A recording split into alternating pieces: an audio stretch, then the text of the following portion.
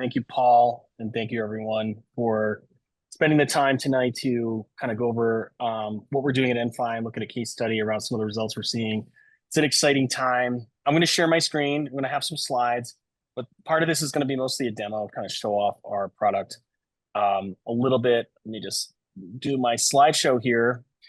And so you're also going to get my perspective. I'm the Chief Technology Officer, and I'll give you a bit of my background. But this is going to be mostly product, but also just I'm really interested in kind of where this technology is going. It's why we created the company, and we are building in a vertical space. And so there's plenty of AI companies out there that are going more horizontal. We decided to hunker down in a space that we understand and we know, and really provide vertical solutions to very specific types of individuals and knowledge workers in that space. And so with that, we built Enfi, which is an AI system for portfolio management. And specifically, we focus on accelerating portfolio risk analysis and monitoring. You might be asking, what does that mean?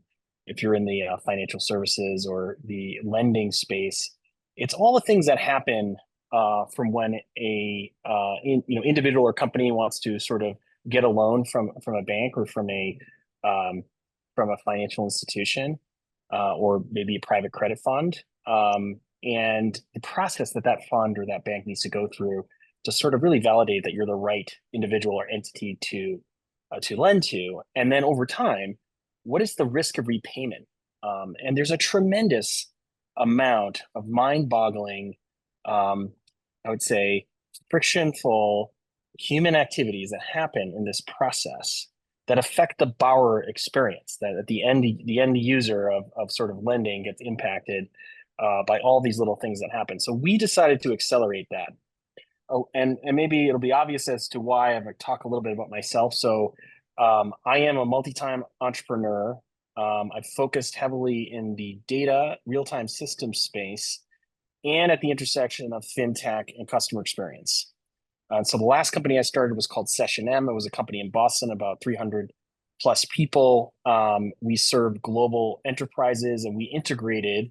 We were a fintech and data solution that integrated loyalty programs into mobile apps and all the channels and networks that were required for payment.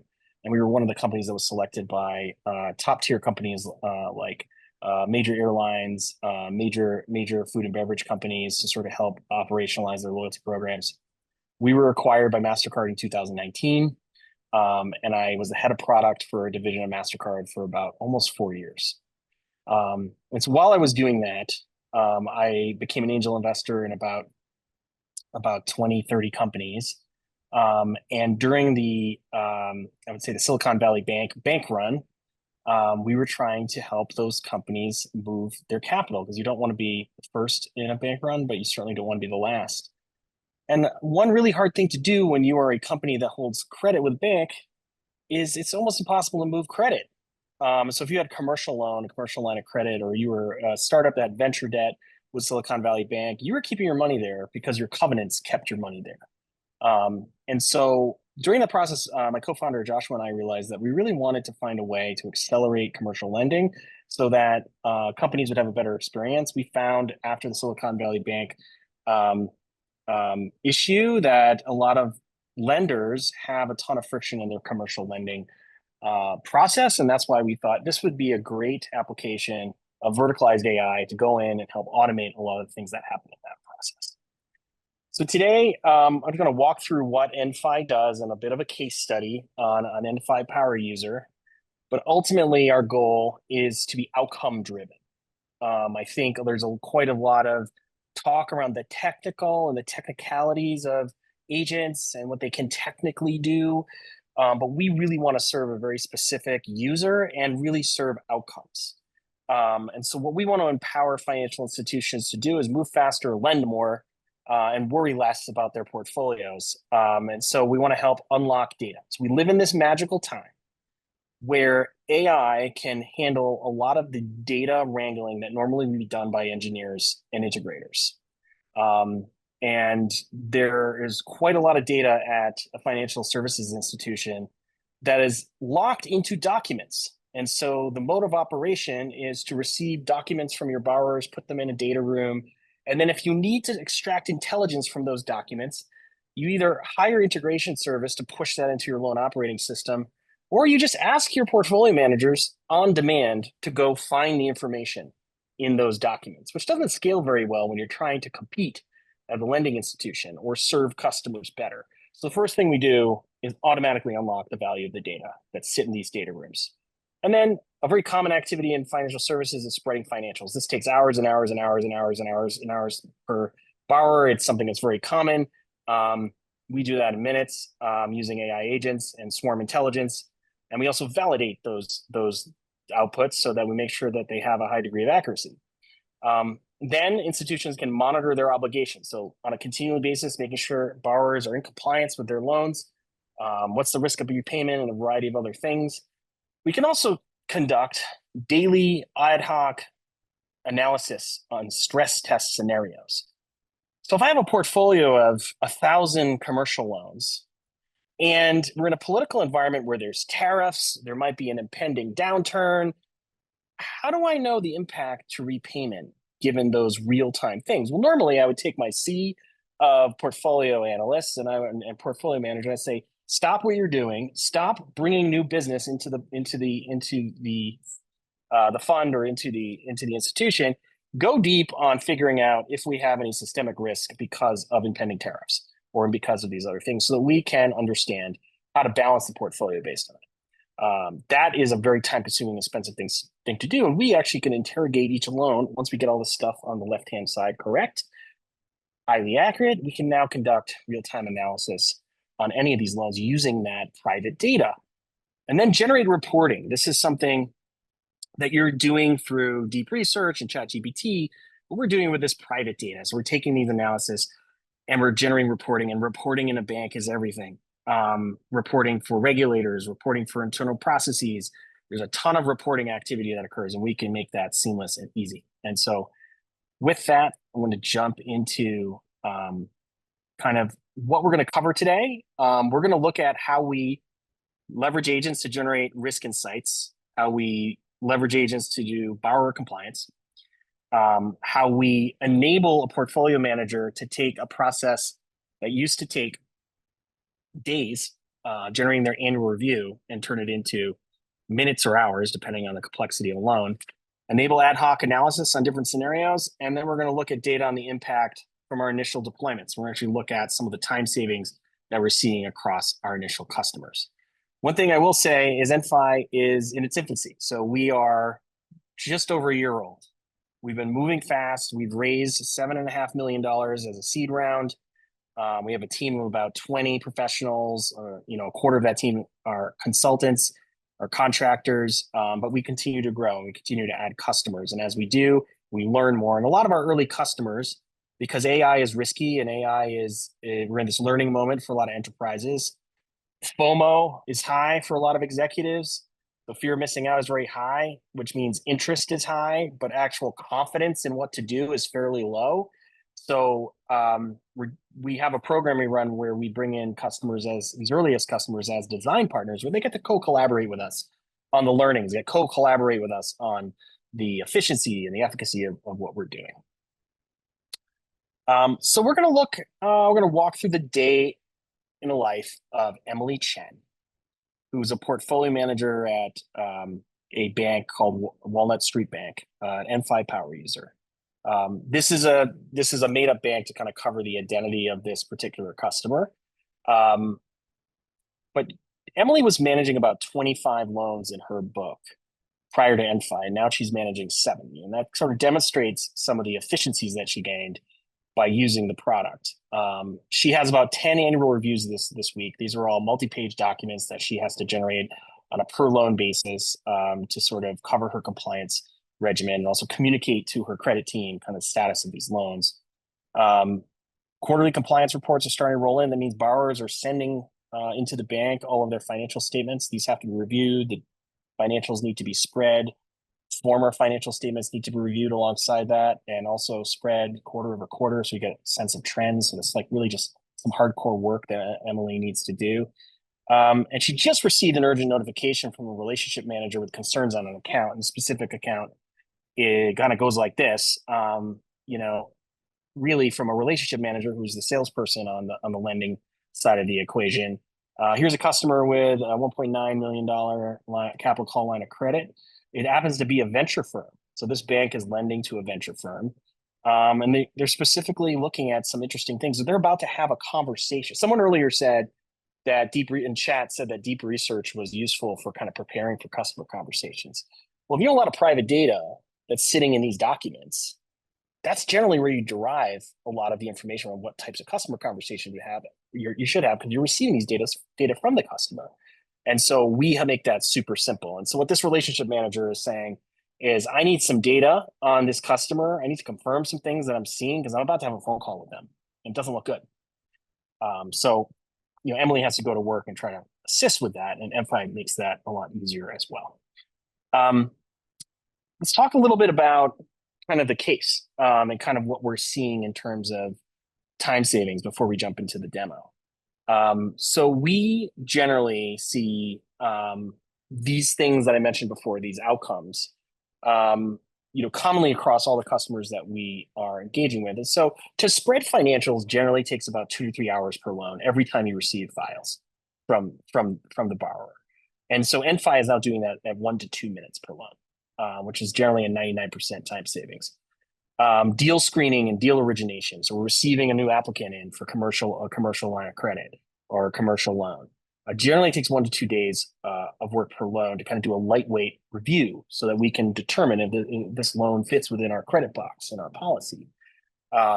We can do that within 4 hours with our version of a deep research tool. Analysis and scenario planning. Ad hoc analysis used to take 4 to 5 days per loan. Lightweight. This is a lightweight underwriting process with a variety of different scenarios. Within 4 hours, we can fully underwrite most of the scenarios related to an underwriting process for a loan, which is dramatically different than kind of what they can do today. Risk monitoring and early warning. Generally used to take 1 day per loan. If I had a question, if I was a chief credit officer or chief risk officer, and I said, hey, I need to understand how tariffs are going to impact every single one of our loans under the book. We have 1,000 loans and we have 20 portfolio managers. That's 20 loans per portfolio manager, and generally takes them 1 day per loan. That's a 20-day process. Now we can do it in 10 minutes per loan. And the report generation used to be 1 to 5 days, depending on the complexity of the loan, for an annual review, where we'd be reviewing the risk of repayment on every single loan. Now it's 4 to 7 hours of sparse focused time, just kind of pushing the tool along, answering some questions as you go. And that leads to a massive reduction in kind of a more intense workload. And so ultimately, what does that mean for our customers today? Well, it's so far projected at a 21 times increase in efficiency. And that really, I personally didn't want to, start a company that would be essentially pitching its value on efficiency, because I feel like you always should be pitching on revenue. But this has a huge impact on revenue for a fund or a financial institution. It means we get to look at more lending opportunities and find the right ones that are going to power the revenue for the bank. We also can do far more around the different types of products we can support. We could take on a new lending line of something we wouldn't do before because it would just require more people. And as an example with Emily, it's like on average about 60 loans per portfolio manager. If I'm the CEO of a bank, the number one question I'm asking every September is, if I want to grow this bank and we do lending, how many portfolio managers do I need to grow next year for every $10 million that we're going to take on in terms of lending? And so what Enfi does, the impact really is that we can grow revenue with the same team or a slightly larger team over time, but it's not at the same kind of linear scale as what we're doing today. And so I believe that speeds up commercial lending quite significantly. It has an impact on local communities, has an impact on the stability of our financial markets, and a whole set of other things. So really, really important impact that AI is and can drive today. And so with that, I'm going to switch over to the platform. First, I wanted to talk about how we think about configuring our agents. And so a lot of companies are approaching this from a different way. What we're starting to explore is approaching this as essentially you are purchasing coworkers. These are digital coworkers with very specific capabilities. They can fine tune where they're fine. We as Enfi, verticalized application AI, our obsession is to make sure accuracy is fine tuned for these tasks. Certainly, we could go use kind of the out of the box stuff coming from larger models, but is it correct? Is it right? How do we know? And then when we're working with the private data, how do we put that data into data structures that's really going to accelerate the future tasks that we're handling, like knowledge graphs and other types of data structures that are really going to help us understand the ontology or the impact or relationships between the data and the things that are inside, so we can actually leverage AI more effectively. So we do that on a persona level. So this is an example of a relationship manager, and I can decide in Enfi, I want to activate this relationship manager. Now, under the hood, Enfi is going to start chugging through the data and actually preparing itself to do certain types of things that a relationship manager, a salesperson at a bank, would do for lending, client communication, relationship reviews, account planning. That email we saw coming from the relationship manager certainly could be drafted by AI. In fact, the relationship manager could be empowered to co-work with this relationship manager. Instead of asking Emily for the information about the portfolio, they could ask Enfi directly and ask this relationship manager directly. So we start to see a more strategic way of engaging with the AI. Credit analysts, this is something that is a big important role in the bank. And again, I want to activate that because we're going to be doing ad hoc analysis as part of this demo, and also a portfolio manager. This is a variety of activities around monitoring and covenant tracking and market research. And then we also have the ability to kind of like take on more strategic tasks, but I'm going to keep that off for now. What I really love about this paradigm is it immediately allows us to start tracking and speak to values. So if I continue on to my activity dashboard, I can start seeing what each one of these individuals is doing, and I can break it down by task category. So now I can see kind of the count of what's happening by task category, which allows me to kind of see what kind of value am I getting from this, what's happening under the hood. That way I can start optimizing this team over time towards the types of things that matter. But we can also start to see like, where is most of our time spent in the organization as a whole? And so you see there's a lot of time spent in account planning, client onboarding, client communications, relationship review, financial analysis, market research, so on and so forth. I really get a sense of how we scale as a lending organization.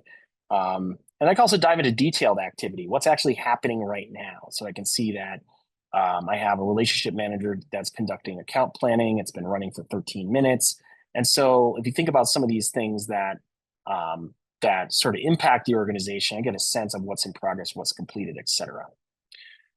So with that, I also want to jump to the portfolio managers or the user's view of Enfi as they're logging in. So it really starts with all that data that's under the hood and all those files. And so what we do is we give customers the simple, useful, lovable way of connecting to their client data through various integrations into the bank. And the simplest way to get started with Enfi is you can just start uploading certain loan files or have your borrowers put data directly into Enfi on your behalf. And so we have a view, an AI-generated view of information of surprisingly, some institutions simply don't have access to cross-portfolio data because all this information is buried in files. And so we immediately sort of use our agentic system to swarm those files and derive out that data and put it into the data structures that are necessary for ongoing institutional memory for this information. And that becomes really important for a bank over time, because if you lose a portfolio manager, and all that information about client management is in their head and risk, and all that information is in documents or their notes or their Excel spreadsheets, it doesn't move on to the next portfolio manager. And so, or it's very hard for that next portfolio manager to mine that information. So in some ways, we're digitally transforming. We're moving a lot of these banks and institutions just in this more digital realm, but we're doing it in a way that doesn't require you to have engineers dig into the data and ETL that information into a lending environment. So here's an example of quick assessments based on industry concentration, and we can actually do risk assessments. So it creates a risk distribution for us across different categories for these different pivots into different different sectors. We also get a sense of what's maturing. And this is important information for a portfolio manager. They want to know what's coming up soon. And then also Enfi has an agent that's going to look at, every bank has risk ratings, risk rating system. But we're taking that one step further. We're using agents to find additional risk indicators in the data and bringing that forward. So even though, risk rating of 7 for this Orbit Consulting Group loan, and this one has a higher one, this one has additional risk indicators that actually bring it up higher in terms of risk. So it's also sort of deriving out insights that you normally wouldn't see and then acting on those insights. I think SAS 1.0 was very much about surfacing data, organizing data, and giving you the ability to take action. Whereas SAS 2.0 with AI agents and more intelligent systems is all of that, plus we've already taken some action for you. All of the stuff that is sort of basic, we've done it already. And so we're just showing you the end result of that decision. Or we're putting you in the loop and saying, we're about to take these actions. These actions are really simple for this AI system to do. Click a button to make them happen if you agree. And so this just gives me a more dynamic and better view of the data I have in my files. It's created by AI agents in minutes, and it's much more efficient than kind of the traditional way of doing this with my old systems. But I also want to look at my portfolio and go into a variety of different loans and lending examples. And we have that email from our relationship manager. Emily had that issue with that one. If we go back to this email here, we had that issue with that Random Ventures loan. And so I'm just going to jump into Random Ventures really quick. And so bring this up. Notice that, I still see I have a variety of AI generated alerts. And so these are the agents saying, hey, these are issues you might want to look at. I have my risk rating and dive in and get a sense of my loan, get some, top level financial data that was either existing in files or through integrations that we've done through our agents. And where the magic really starts and get a little more technical is in the files themselves. And so this is where all that data was hidden for a really long time. And I work in these files and I do my financial spreading out of this information. And we can see here a variety of different types of files. And so the first thing that happens when a file gets uploaded are our agents swarm on the data in these files, and they do this like massive classification exercise. And so they'll go through and determine not only what is this file that was just provided by the borrower, which they normally have to provide from a reporting requirements perspective, but also we'll dig into every paragraph and every sentence. What are the concepts in these files?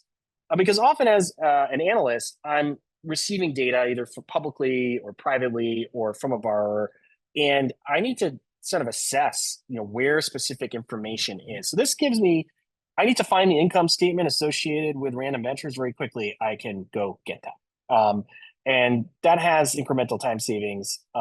It's simple, it's better search, let's put it that way.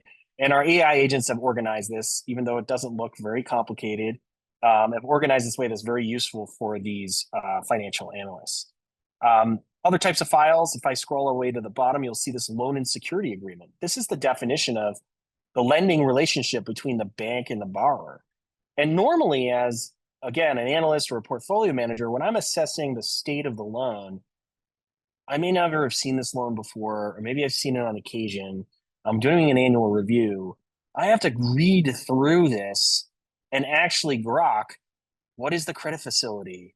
And what are the conditions that they're holding the borrower to on things like advances or representations or warranties or other types of affirmative financial covenants around delivering financial statements?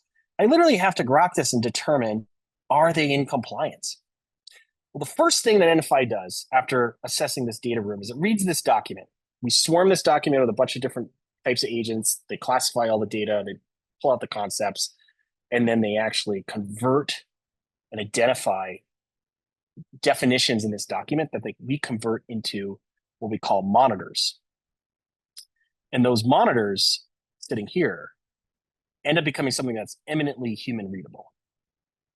And by also reading the other data in the data room associated with the delivery of financial statements, we have created a way for agents to determine whether or not those statements, those legal statements in that legal document are actually in compliance or not. And they could be very simple to be extremely. So this is where the flexibility of a multi-agent system really comes to play. We as software developers didn't need to code for each one of these use cases to say, oh, like venture capital call line of credit, which is this really complicated, esoteric, lending vehicle that most people don't know about, where VCs borrow money to cover capital calls.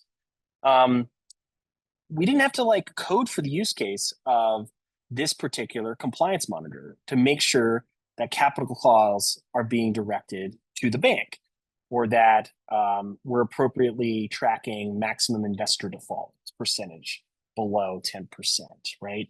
These are things that are defined in a legal document in natural language, and we convert it from that natural language into human readable information. And we also can look at how it was constructed. We get like a little function here that basically determines what is happening.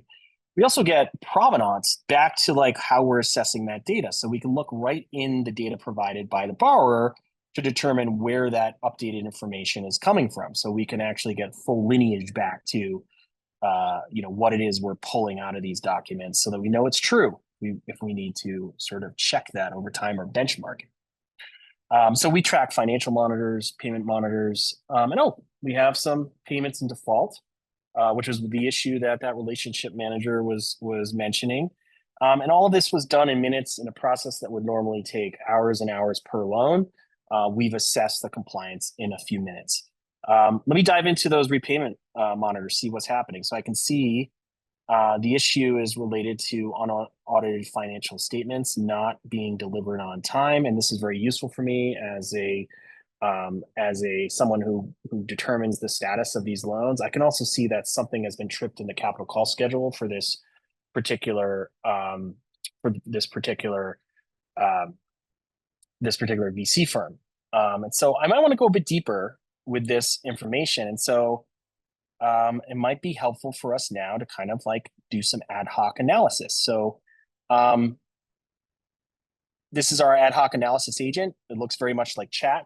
We debated for a while as to whether or not chat was a good interface for portfolio managers. And after a lot of interviews, we found that they were very happy to have access, kind of ad hoc analysis access to data room. And so you can think of this as like a mini version of a deep research tool. We've fine-tuned our environment across standard models that exist out there that we've vetted, and also models that we're building internally. So this is on an ensemble approach. It's a technical term for using multiple models at once and routing between those models. And so we, based on the type of question, based on the type of analysis you're doing, maybe using one or many types of models. Here's an example where I just asked it to provide the most recent financial spreads from the spread database, pulling forward this information around total assets, total liabilities, and all the data very quickly. And just to show you kind of how our model works, very early on, like way before some of the other reasoning engines, we implemented the ability to do reasoning across our models. So we have the ability to kind of ask an agent that just does planning really, really well. This agent is just fine-tuned for creating a plan for a complex ask, how to accomplish that plan. And so you'll see, if you use Enfi, you'll see it thinking quite often in terms of, it gives you like high visibility in terms of what it's doing under the hood.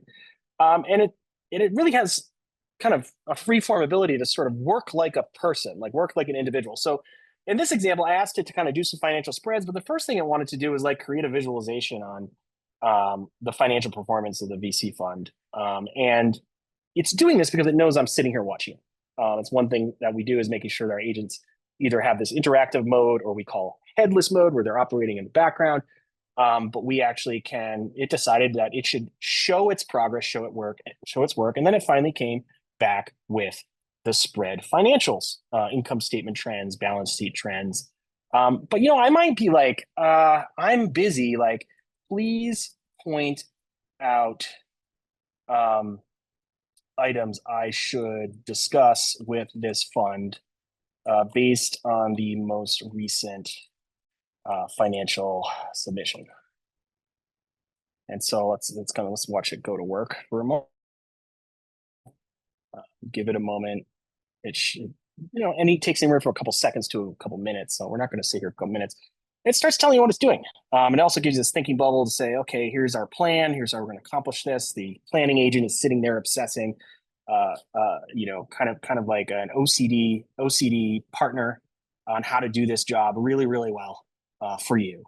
But it also kind of spits back a more generalized summarization of what it's doing. So it's reviewing multiple default payment or reporting obligations, including missed payments, overdue financial statements, and compliance. Whoa! So just for context, it gave me back something I could take to the conversation with the borrower in less than 2 minutes. And this would have taken me as an analyst maybe hours, maybe an hour to kind of get this information. And it's really important information for the conversation. I'm not going to go over in detail, but basically this loan has some issues that we definitely should investigate with the borrower and determine what to do. Specifically, all of their financial reports are overdue, which is really a bad signal. They need to provide, simple things like a borrowing-based certificate and a variety of other things. It might also be internal to my job, and it sort of helps inform me that I should make sure that the data room has a borrowing-based certificate and other data as well. And then in addition, I know we're probably way over time, so I apologize. Reporting is also this thing that you can think of all that ad hoc stuff that we could do in that room. And oh, by the way, I did spend some time for this demo asking about things like tariffs. And so I asked it to conduct a risk analysis based on the impact of underlying portfolio companies. And it came up with did this within 5 minutes, and it came up with, but this is all just made up data for this demo, even though some of the names might be reflective of companies that are out there. That is not our intent. These are fictitious in nature, meant to be generic. But it kind of gives you kind of direct tariff exposure, supply chain disruption, market access risk, cost structure impact.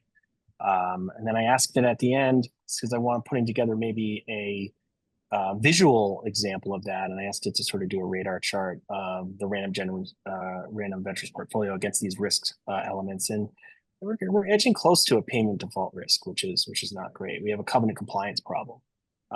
Tariff exposure is actually pretty high. Scott, I want to make sure we leave a little time for questions. Sure. Yeah. Sure. And I'll go there. I'll just jump in, like, to take it one step further. We also conduct these annual reviews, and I'll just, instead of running one in a few minutes, depending on the complexity of loan, we can do multi-section annual review across balance sheet analysis, cash flow analysis, all types of scenario analysis.